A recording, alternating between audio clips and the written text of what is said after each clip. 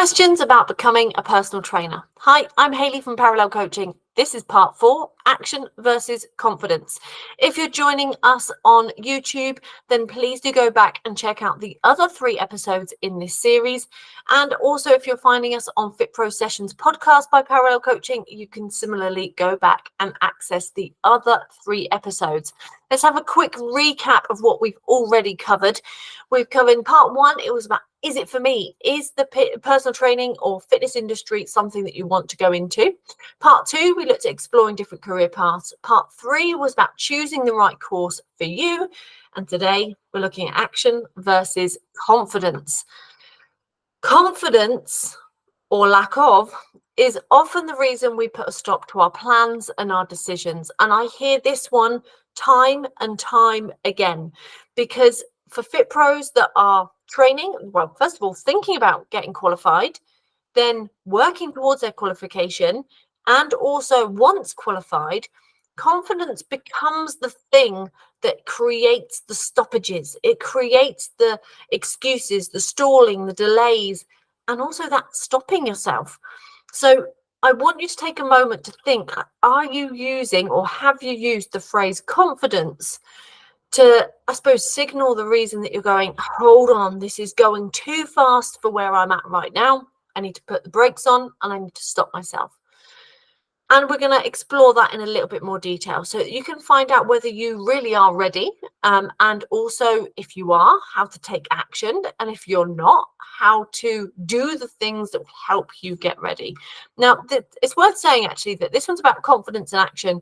And although I've been talking about the questions that those have before they start their PT journey and they find the right career or the right course for them, this is also really adequate if you're already a qualified personal trainer or you're working towards it, because we talk a lot about how confidence gets in the way.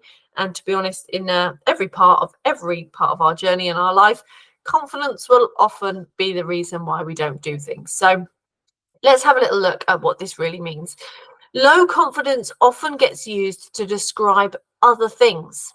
Sometimes we'll use it if we are fearful of failure. So maybe you're worried that you might fail your exam or fail the course, or basically tell the world that you're going to go and do this course, but actually you'll fall over somewhere along the lines and you won't complete it, or you won't pass something. And as a result, you will deem yourself being a failure. Well, first of all, that doesn't work like that. It's preposterous. If you fail one unit or one section from your course, it's okay. There's a place to redo that. It's not like everything disappears. Just redo that one bit. You'll get support and you'll get guidance on how you can mop it back up and do better next time. And it's about, for me anyway, learning should be about building your confidence and building your understanding of who you can be, like the best version of yourself, and proving to yourself that you can do something. So if you do fear failure, you need to kind of try a little bit to prove yourself that actually you can do something. And then from there onwards, it becomes easier to say, actually, I can do this. So maybe you're fearful of failure. Maybe you're a bit fearful of success, which sounds like the opposite, but really it's the same thing. Because fearful of success means, well, actually, I might be so successful at my course, and then I might pass everything and love it, and then decide to go and start my PT career. But then I have a whole new set of problems. I now need to tell my boss I don't want to work for them anymore. I need to think about income. I need to think about how to work around family and commitments. And you end up with a whole load of other things, whereas actually sometimes it's easier to stay where we are than it is to have the success that we're after. So we often use confidence as a way of stalling and stopping us from presenting into either of these fears. Getting deep. So the next one is lack of experience or practice. And to be honest, this is what confidence actually is. Or a lack of confidence is a lack of experience, a lack of practice in something. So the first time you go and have to parallel park the car, for example, on your driving test or your driving lesson, you're not very confident you can do it because you've never done it before. And then even when you've practiced a few times and maybe you've got the driving test, you might not feel very confident in doing it. But over the years, as you practice with the same car in the same space, it becomes easier. and you feel confident that you could park that specific car in that specific space. But if you got a new car or you had to park it somewhere else that was a bit smaller, maybe you wouldn't be as confident. So it's about experience, it's about practice in one particular thing. And if we've not done that, how can we expect to feel confident in it? So sometimes we have this really, I suppose, rubbish expectation that we have to feel confident about everything, even if we've never done it before. Like, how can you feel confident about training a client if you've never trained a client before? That would be like feeling confident of parallel parking a car when you've never even been taught. Anyway, I digress. Point number 4 is a poor history of decisions. If you think that you don't have confidence in your decision making, then you might be doubting your own ability to make a decision on the right course or the right career path for yourself. So be aware if that's something that might be coming up for yourself. Also, a belief that you can't do it or that you're not worth that good outcome. This is kind of linked a little bit to the fear of success, in that the belief that you can't do it is usually this idea that actually I'm not worth that. I'll stay at this level. I don't deserve that element. And again, that's, in the nicest possible way, a load of rubbish that we tell ourselves in order to protect ourselves from things that might happen in the future. And that links that last one, that worries about what happens in the future if you do the course and you succeed, or you do the course and you don't, or whatever it might be, and you move forward. What happens in the future if you make a change now? A lot of people will worry about those things. Just be mindful that a lot of those things aren't in your control, and also a lot of them wouldn't necessarily be solved just if you felt more confident about your decision. So they're kind of separate. It's like saying oranges and apples are the same thing. They're not. They're both fruit, but they're totally different things. Confidence and your worries are similar, but they're not actually the same thing. And that's what I want you to see here, is that confidence, or your lack of, is not the same as fear of failure, fear of success, lack of experience, poor history, poor of decisions, a belief that you can't do it, and worries about the future. They're different things. So if you're labeling it as, oh, I'm not confident, it becomes this big label, rather than actually it's a very specific feeling that you have. So just get clear on what you think that might be, and what you think is actually holding you back in terms of your confidence. So that'll help as we move on a little bit further. So now I want to talk about the fact that you don't need confidence to start. Starting gives you confidence. Now, if you remember any quote from all of this whole episodes and series, that's the one I'd go with. I'll say it again. You don't need confidence to start. Starting gives you confidence. Now, I've got 4 steps for you to follow if you need to just kind of get started and you want to build some confidence. So first of all, the first option is be specific, or the first step is to be specific. Confidence is a very specific feeling about a specific event or circumstance. So I want you to be specific about what event or circumstance you think you lack confidence in. If it's training clients, don't worry, you're going to get taught that. If it's your decision making, well, you've got to make decisions in order to start getting better at them. But regardless, I want you to think about, what is that specific thing that you think you lack confidence about? If you're already qualified, maybe it's getting clients, maybe it's about making programs for them. But be specific. What's the thing that kind of scares you a little bit about it? Second step is to question it. Is that a situation you have been in before? So once you now know that's clear circumstance, let's just say it's that you're worried you're going to fail your exams. Is that a situation you've been in before? Well, have you been in exams before, or are you just trying to predict an outcome that you've not done before? So you're kind of getting to the point where you're going, I think I'll be rubbish at exams, even though I've never done one before, or not for a very long period of time. So just be clear, be clear on the specific event or circumstance you lack confidence in, and then question it. Third step is to schedule it. What actions will help you feel more confident in this one specific thing? And then you're going to schedule and diarize those actions. This is really important, because this is the point whereby your actions start to become the antidote to your lack of confidence. So if, for example, it's about your exam, or you're worried about learning and you're actually not very confident you'll be very good at learning, I would go and start showing yourself that you can learn. Start going and, I don't know, downloading more of these lovely YouTubes and podcasts that we've done, and schedule time to learn so that you can go, actually, I'm going to do some bite-sized learning. I'm going to prove to myself I can learn before I even sign up, just as a nice little nudge to say, yeah, my confidence has got it, for example. The fourth step is practice and repeat. And for this, you're going to keep scheduling and keep actioning the tasks, regardless of how you feel in the moment. This is really important. When you get to that point in your diary and you go, oh, God, I can't do that. What's the point? I'm rubbish. I'm never going to be any good at it. Whatever you tell yourself, at that point, you need to go, no, I'm going to do it because it's in my diary. Don't get to the point where you don't do it because of how you feel. Just do it. And the nice analogy that I usually say here is that when we become freelance or we become our own business owner as a fit pro or whatever it might be, and you get to the point whereby you now want to go and work with clients, or you've got to put marketing out, or you've got to do the jobs that you don't really want to do, you are your own boss. So your boss can't turn around and go, well, if you don't do it, you're sacked. Because you're your own boss. So you're like, I'll let you get away with that. You don't need to do the things you don't like doing.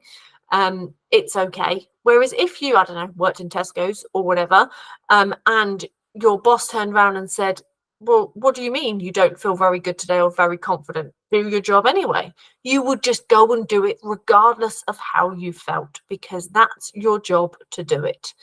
That's the type of mentality that I think is beneficial here. You schedule it, you action it, you do it regardless of how you feel. And that starts to repeat, and your confidence will build. I promise you, it certainly will. So there are your 4 steps. You don't need confidence to start. Starting will give you confidence. If you do lack confidence, but you want to be a PT, here are 4 more things for you to consider. First of all, consider the options carefully when you're choosing your PT course, but also set yourself a deadline to decide by. So you might have loads of options, or you've done lots of research. That's okay. That's wonderful. That shows that you're thorough. But in doing that, you want to set yourself a deadline so that you're not spending like all year trying to work out and dither and dather about whether you should or shouldn't be doing something, or whether it's right for you. So consider all your options carefully, but make sure you have a clear deadline to decide by, and you impose that deadline yourself. Also, pick a course with support. So if you lack confidence, make sure you choose an option where you can reach out or ask for help. You're probably going to want reassurance more often than somebody that may appear more confident. But between you and me, everyone lacks confidence. Everyone needs a bit of reassurance. And I do this day and night. I basically have photos of bits of worksheets or case studies or things come out. Is this okay? Does this kind of work? Am I answering this correctly? Am I on the right tracks? That's the type of support you need if you're not sure about yourself, because else you're going to spend hours second guessing whether you've done this right. Third point is to make a decision. Once you made a decision and you're going, I'm going with that course or with that provider or whatever it might be, make a decision and stick to it. Commit and do what you need to do, and then set a clear plan in place to take regular action. And this is to do with your studies now. So make sure that your plan is in place, that you make the most of it immediately. Now, take action on your studies and be positive. This is your final point. So once you take action, even if you feel low on confidence, which you're going to do because that was on the last bit, action is great antidote to low confidence. So you want to make sure that whenever you feel low in your own confidence or your own ability or your own belief, you're going to turn around and go, actually, I'm going to counteract that with as much action as I can take into something. And I promise it'll make you feel better. But it does feel a bit uncomfortable for that first couple of moments whereby you're doing something you don't feel very confident in doing. Remember that first parallel park in your car. So the next bit is really, I want to kind of recap that your training course is a great opportunity to grow into the PT you need to be. And I want you to remember this, because your confidence will build in time. You're going to learn all the skills you need to in time. Your training provider is going to teach you everything you need to in time. And the more you challenge yourself in the course journey, the easier it will feel to start with real clients as a PT, because you build life skills. You learn how to organize yourself, how to book things into your diary, how to schedule and do it, how to be self-motivated, how to make yourself do the things you don't necessarily want to do. And all those things will help you when you have your own fitness business or you're working with clients as a PT. I promise you, they're life skills. So practice with case study clients during your course. Practice your organization skills by proving to yourself how you can do it. Practice communication styles and challenging yourself. If you're naturally quite a quiet person, challenge yourself to be a little bit louder or to project a bit more. If you're got to challenge yourself about how you communicate with people in between or message people, challenge yourself, because it will come out and help you become a better PT at the end of it. Also, practice believing in yourself. I don't think that's a bad thing. And practice being positive. This is something that I love about our face-to-face days, is that it's full of energy and positivity in the fact that we help each other as a team. So everyone inside that one PT group or that gym and PT course move together being positive, and you'll always give feedback about what you liked about how the other person instructed. And the idea is that you pep each other up, honestly, across the entire course, so that you leave going, actually, I can do this. But if you only have feedback from yourself, let's just say you're training online and you only have feedback from yourself, you're going to forever tell yourself what you're rubbish at. But you need to start getting more positive and believing in yourself. And the best way to do that is actually to hack the system and get someone else to help tell you how wonderful you are. It does help. And it appeases the ego a little bit too. But essentially, your training course is a great opportunity to grow into the PT that you need to be. So don't feel like you have to be that person now. You'll get there in time. And that's what your training course is there to do. So don't think, oh, God, I couldn't do that as a PT. I could never be a PT, because you're worried about the fact you don't have those skills now. They'll come in time. That's what the training course will prepare you for, and your journey through that course. So let's recap, because we are getting to the end of our whole series, our whole 4-part series. Part 1, we discussed, is it for me, or for you, I should say. Part 2 was about exploring career paths. Part 3 was choosing the right course for you. And today we've looked at action versus confidence. And hopefully you can see that by taking action, it soon top trumps low confidence. What I'd love to hear from you is for you to comment below. What is holding you back from starting your career in fitness or as a personal trainer? I also want to just take a moment and say thank you. If you've gone through all of this content, if you've seen all 4 episodes of the 4-part series, then I really want to say thank you for joining us. Thank you for taking this time out of your day or your week to be able to listen or watch this series, because hopefully you've taken some really nice nuggets that will help you move forward in your career. And I really hope that it helps you make the decision to go, yeah, I want to be a PT, and I want to go and help clients, and I want to get the best results I can, and I want to show up as the best version of me in doing so. And for that, I'm going to be positive. So hopefully this helps kind of give you a nice little gentle kick up the bum and a nice bit of motivation as well. But thank you for joining me on the series. If you haven't already subscribed to our YouTube channel, then make sure that you do that, not only because of this whole series, but because of all the other wonderful things that we regularly put on there, all the different training courses and all the different training videos, lots of free stuff on there, whether it's about revision or whether it's about confidence. There's tons of stuff that will help you as a personal trainer and a Fit Pro. The other place you can find lots of wonderful things is our Fit Pro Sessions podcast by Parallel Coaching. You'll hear me and Neil on that podcast as we discuss everything in various different seasons.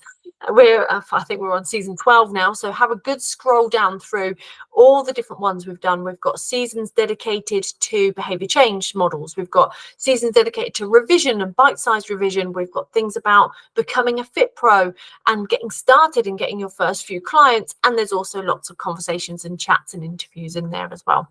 So please do join us inside our Fit Pro Sessions podcast. And also remember, inside the show notes, I'm going to include the link to our website if you want to find out more about us and you want to maybe find out more about our training courses and our qualifications. So, I'm your main port of call in terms of those qualifications, I'm the person that does all the support in between. So if you've liked how I've taught you, then you can obviously get more of that by joining us on our courses. That includes all of our revision boot camps if you're already with a training provider and you want help with your revision. It also includes things like our physical face-to-face days, like level 2 gym and level 3 PT, and also our specialist qualification courses that we teach online that'll help you be able to specialize in working with those that have health conditions, plus loads of CPD courses that Neil and I do in the classroom as well. So whatever it is and wherever we end up seeing you, I do hope I get to meet you face-to-face at some point, or at least have a chat with you. And please do let me know what has helped you most alongside this whole series.